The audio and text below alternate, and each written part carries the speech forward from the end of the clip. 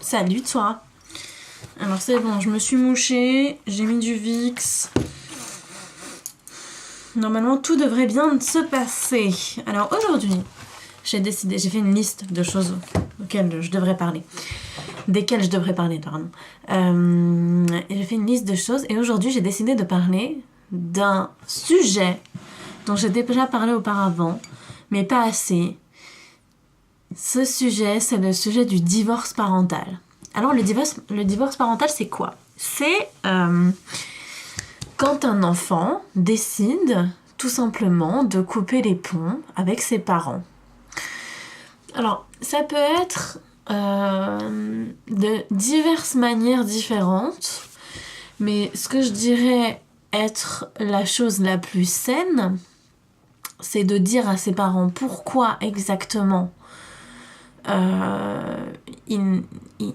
on leur parle plus et de leur laisser la possibilité de changer de comportement pour garder le contact. Et si jamais ils ne le changent pas, ils savent que c'est pour ça que on se parle plus. Par exemple, moi j'ai demandé à mes parents clairement de me respecter, de s'excuser, d'avoir été maltraitant, d'avoir été agressif, de m'avoir traité de manière irrespectueuse, si jamais ils voulaient me recontacter. J'ai demandé ça à mon frère aussi. Bizarrement, j'ai jamais eu de réponse. Du coup, est-ce que je peux considérer que c'est moi qui ai coupé les ponts avec eux, ou alors est-ce que eux ils ont décidé de plus jamais me parler parce que je faisais l'affront de demander des excuses et qu'on s'explique en fait. Ça c'est à vous d'en juger, ou en fait non, personne ne juge cette situation, il y a que moi qui le fais, enfin je sais pas pourquoi je dis ça, mais voilà. En tout cas, le divorce parental c'est un terme psychologique qui est très sérieux, même si ça a l'air un peu chelou parce qu'on n'est pas marié avec ses parents. Au final si, un peu, psychologiquement on est un peu lié avec ses parents, et c'est une rupture un peu chelou de se dire je vais plus parler avec mes parents. Alors, j'ai eu plusieurs personnes dans ma vie qui n'avaient plus un de leurs parents et qui n'étaient pas en mesure de comprendre pourquoi moi qui ai les deux. Quand je dis qu'ils ont perdu un de leurs parents, c'est un de leurs parents qui est décédé, hein. Et ces gens-là pense que je m'accorde un luxe de ne pas parler à mes parents. Et souvent, il y a ce jugement de valeur très très dur de la part des gens qui connaissent pas finalement cette situation-là, qui peuvent pas se mettre à la place, qui est de dire mais quel affront tu as d'avoir la chance d'avoir deux parents et de refuser cette chance. Alors, pourquoi je dis qu'ils peuvent pas comprendre et qu'ils pourront jamais comprendre et qu'ils pourront jamais être dans ma situation ? Parce que on peut pas comparer le fait de perdre un parent aimant avec le fait d'avoir deux parents maltraitants. On peut pas se dire il y a une situation qui est mieux que l'autre. Il n'y a pas de hiérarchisation dans la douleur. Il y a des parents qui nous tapent sur la gueule, que ça soit physiquement ou psychologiquement, et ça n'est pas mieux que de ne pas avoir de parents du tout. Non. Ça n'est pas mieux. Le mec qui te dit, moi j'échangerais mon père mort contre un père qui me tape sur la gueule tous les jours, putain la vache, t'as vraiment jamais eu de père qui te tape sur la gueule, quoi. Non, on fait pas ça.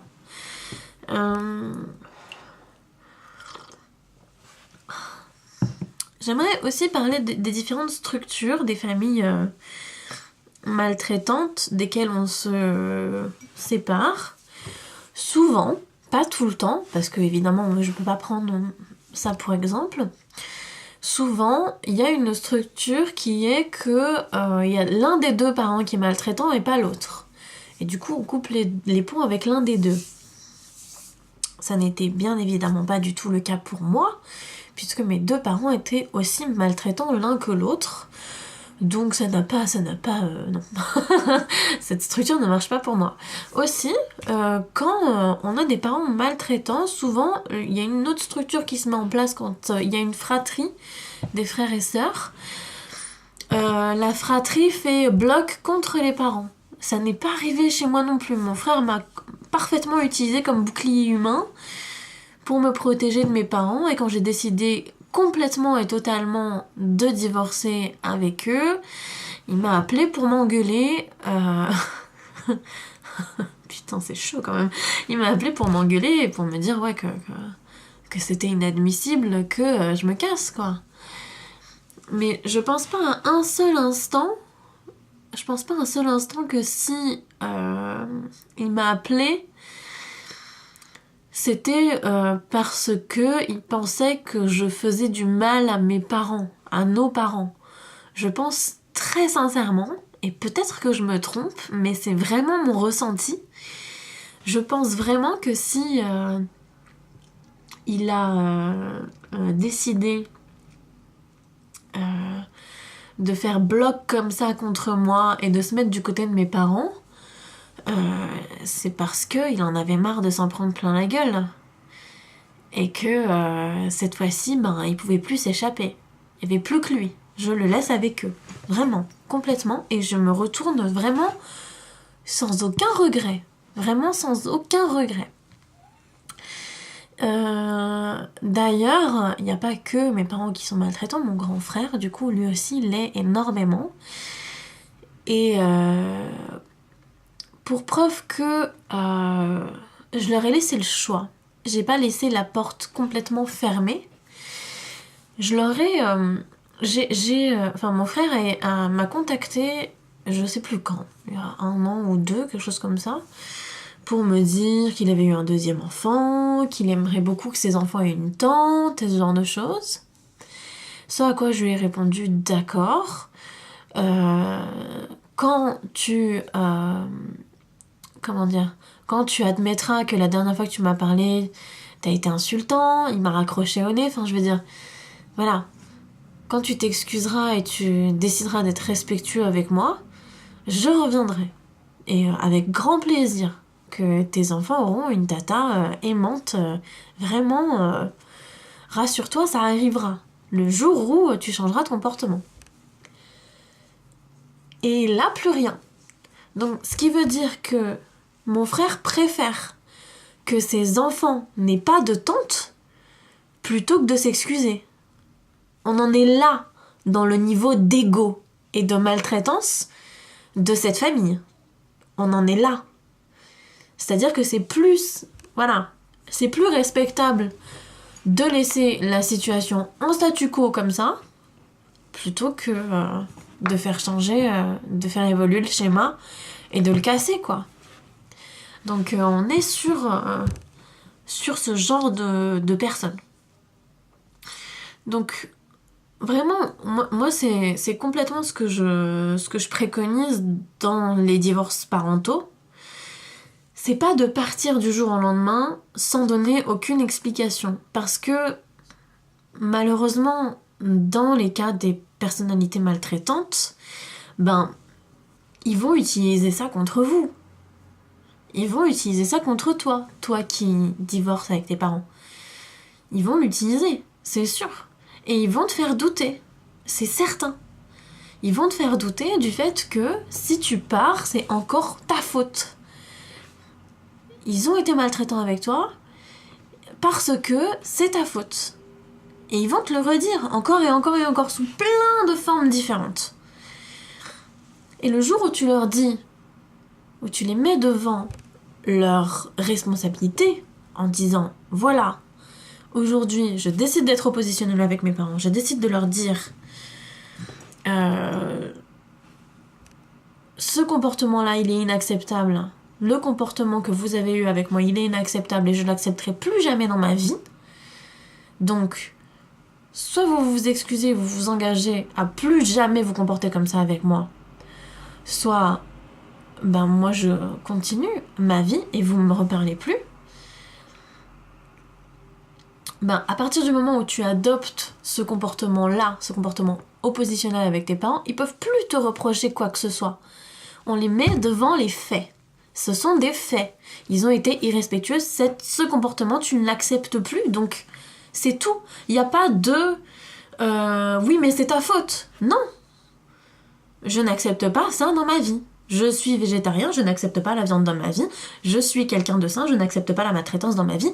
Il n'y a pas. C'est un fait. Il n'y a pas de négociation là-dedans. Tu vois ? Il n'y a pas de... J'accepte qu'il y a une partie qui soit... Non.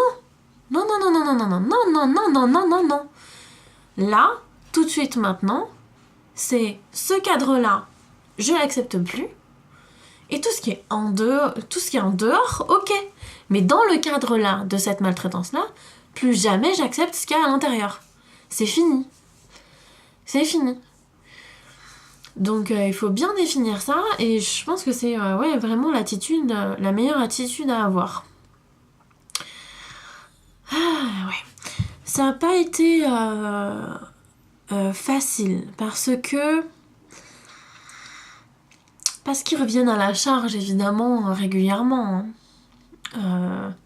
Et c'est là où c'est important de non seulement d'avoir ce cadre qui est factuel et qui ne laisse pas de place à la négociation, mais aussi de se dire mais les gars, la porte elle est ouverte quoi. C'est-à-dire que le divorce parental, à partir du moment où on se dit je fuis et je m'en vais et je laisse la porte fermée et plus jamais je veux qu'ils me contactent, ben bien sûr qu'ils vont essayer de défoncer la porte et de venir te chercher et de te récupérer. Mais là la porte elle est pas fermée. Elle est grande ouverte. Elle est ouverte, tu rentres dans la pièce, tu te comportes de manière intelligente et respectueuse, bienveillante, ok. Si tu rentres et que tu détruis tout, tu te casses. Et je sais que ça a l'air hyper simple comme ça, mais voilà, il faut considérer un truc aussi. C'est que le fait que tes parents aient été maltraitants pendant toute ta vie, ça a aussi conditionné ton comportement envers d'autres relations. Et tu verras, tu te rendras compte, quand tu te rends compte que tes parents ont été maltraitants, qu'il y a beaucoup de relations qui sont maltraitantes dans ta vie aussi. À partir du moment où tu peux dire non à tes parents, tu peux être oppositionnel avec tes parents, et que tu peux dire que tu n'acceptes pas ces comportements-là de tes parents, des gens qui sont censés être les personnes les plus importantes de ta vie, qui ont conditionné tes comportements, qui t'ont appris énormément de choses dans ta vie. À partir du moment où tu peux dire non à eux, mais tu peux dire non à n'importe qui. N'importe qui. La meuf qui te fait chier dans la caisse du supermarché, qui veut passer devant, qui te bouscule. Jusque-là, tu disais jamais rien. Mais le jour où t'as dit à ton père, non mais soit tu t'excuses, soit tu dégages, elle représente plus rien pour toi, cette meuf. Donc tu te retournes et tu lui dis de fermer sa gueule et de mettre un pas en arrière. Et voilà, parce que cette situation, elle est inacceptable. Le jour où tu arrives à formuler une demande qui est une demande que tu trouves légitime et qui est factuellement quelque chose de légitime, tu ne laisses plus la place à la négociation dans ta vie sur ce genre de sujet. Et c'est un soulagement qui est incroyable. C'est un soulagement incroyable parce que ça simplifie énormément ta relation avec les autres. Par exemple, dans la relation de couple, à partir du moment où avec tes parents, tu n'acceptes plus aucune forme de maltraitance et que tu ne veux que être valorisé, t'acceptes plus un date avec un mec qui répond pas à tes messages, qui te contacte que quand il en a envie, ou alors avec une meuf qui fait ça, hein, c'est plein de meufs qui font ça. Tu n'acceptes plus d'être dans une relation comme ça, si ça te plaît pas évidemment, d'être une relation no strings attached alors que t'as envie de t'engager, ou tu n'acceptes plus de t'engager alors que tu n'en as plus envie. Parce que c'est fini de faire plaisir aux autres. C'est fini tout ça. Et voilà, ça peut se comprendre totalement, quoi. Donc oui, c'est hyper important de mettre un cadre avec ses parents et pas aller jusqu'à complètement... Enfin,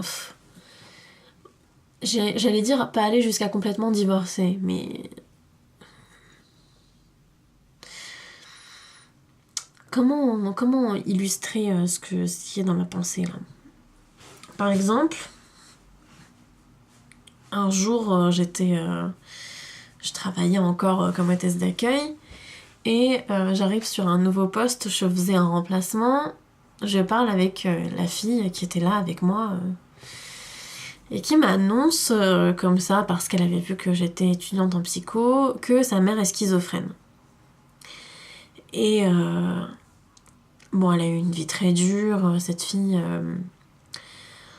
elle se faisait battre par son mec et ce genre de choses, et c'est chaud. Elle a eu un enfant avec lui, il tapait son enfant aussi, enfin c'était terrible. Et elle me disait, j'ai décidé de plus parler à ma mère. Et je lui dis, bah oui, c'est normal, elle est schizophrène, enfin je veux dire, comment est-ce que tu veux avec un enfant en bas âge, à l'époque son gamin va 3 ans, comment est-ce que tu veux... voilà, essayer de vivre une vie de famille normale, alors que ta mère entend des voix et qu'elle a des accès de violence et que, enfin, ça n'est pas possible. Au bout d'un moment, il faut prendre les choses en main. Donc c'était, enfin, il y a plein de trucs à mettre en place, hein. Tu peux lui dire, bon bah soit tu prends un traitement, soit t'es suivi de manière psy, soit voilà. Mais à la moindre chose, à la moindre chose, tu verras plus ton petit-fils ou genre, je veux dire, c'est pas, et là c'est pas des menaces, c'est le cadre, c'est tout, c'est ouais, soit tu es bienveillante et bien traitante avec ton petit-fils, soit oui, bien évidemment, si tu le tapes, je vais te le retirer parce que je veux pas que tu le tapes. Et ça n'est pas un ultimatum, c'est un fait. C'est tout, c'est un fait. Soit tu me trompes, soit tu restes monogame exclusif avec moi parce que c'est dans les termes de notre relation, soit tu me trompes et je m'en vais. Et ça n'est pas un ultimatum, c'est comme ça. C'est le cadre. Tu décides de dépasser les limites, je m'en vais. Et du coup, ça n'est pas couper les ponts, fermer les portes complètement, le divorce parental. C'est mettre des limites et quand elles sont dépassées, dire « Oh, stop ! Stop ! Je t'ai prévenu et je m'en vais. » Et c'est dur, je le sais, de dire ça à ses parents. C'est incroyablement dur.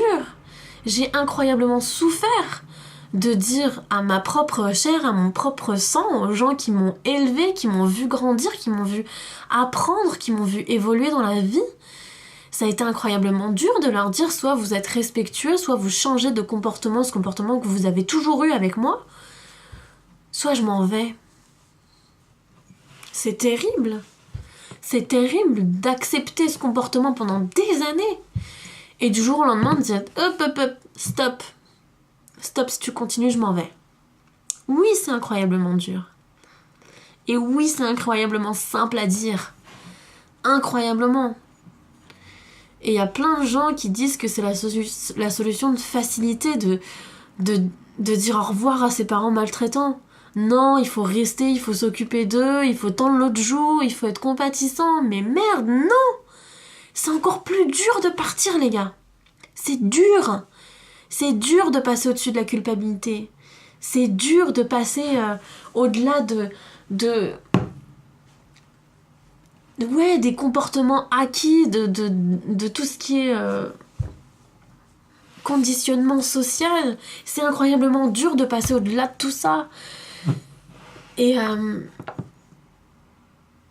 c'est affreux de se dire putain, j'en arrive là avec mes propres parents, quoi. J'en suis arrivée là. J'en suis arrivée où ils ont été tellement affreux avec moi que j'ai dû leur dire soit vous arrêtez, soit je me casse. C'est affreux. C'est affreux. Mais quand t'as pas le choix, quand t'as pas d'autre choix dans ta vie, c'est soit tu vois tes parents, soit ils te tuent. Parce que c'était ça. Ils me tuaient à petit feu. C'était des crises d'angoisse à répétition. C'était des cris sans arrêt. C'était des pleurs affreux. C'était du calcul de comportement constant. Et ouais, et même aujourd'hui que tout ça est derrière moi, reste aujourd'hui et restera toujours, même pour ceux qui ont divorcé de leurs parents, même pour ceux qui ont des parents qui sont encore maltraitants, ou des parents qui sont malades, qui ont des maladies, qui ont des troubles psy, qui sont schizophrènes, qui sont bipolaires, qui sont dépressifs, qui sont maniaques, qui ont des tendances sociopathes, ou ce genre de choses. Il y aura toujours ce deuil à faire, qui s'appelle le deuil du parent idéal, qui sera de se dire mon parent il est comme ça, et c'est pas ce parent idéal que j'ai toujours voulu avoir. Et il va falloir que je fasse le deuil de ce parent-là. Et toujours, tous les jours, j'aurai ce regret en moi, tout le temps, de me dire j'aurai jamais un parent aimant dans ma vie. Jamais, jamais, jamais. Et il va falloir que je m'y fasse. Il va falloir que je fasse le deuil de ça. Et le divorce parental, ça représente aussi ça. Ça représente le fait de se dire mes parents ne sont pas capables d'être bienveillants avec moi et ils m'aiment d'une manière toxique et tordue et agressive et maltraitante. Et il faut que je sois ok avec ça. Parce que jamais ils changeront. Et jamais ils seront aimants comme je veux qu'ils m'aiment. Jamais ça n'arrivera. Et c'est terrible. Mais une fois qu'on vit avec ça et qu'on s'est habitué, eh ben, tout est beaucoup plus simple et tout va mieux.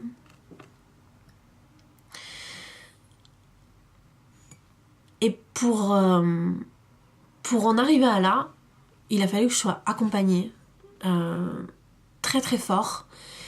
Pendant 2 ans, j'ai suivi une thérapie, j'ai changé plein de choses dans ma vie, j'ai changé j'ai changé plein de mes comportements, j'ai changé plein enfin, j'ai changé... Il y a des amitiés, des amis que je vois plus, il y a des gens qui sont plus du tout dans ma vie. Et je pense que ceux qui veulent un divorce parental plus sain, qui fait moins mal, parce que ça fera toujours mal, mais qui fera moins mal, je pense qu'il faut être accompagné. Et si tu penses que je suis la bonne personne pour t'accompagner, t'as tous les liens dans la description. Voilà. En tout cas, je souhaite bon courage à tous ceux qui me regardent et qui ont eu un vécu difficile avec leurs parents. Je sais que c'est très dur et je sais que c'est une opinion très impopulaire que de se sentir qu'on doit partir et qu'on ne doit plus parler à ses propres parents jusqu'à ce qu'ils nous respectent. Mais je suis aussi là pour dire que parfois, c'est la bonne solution. Voilà. Allez, bisous.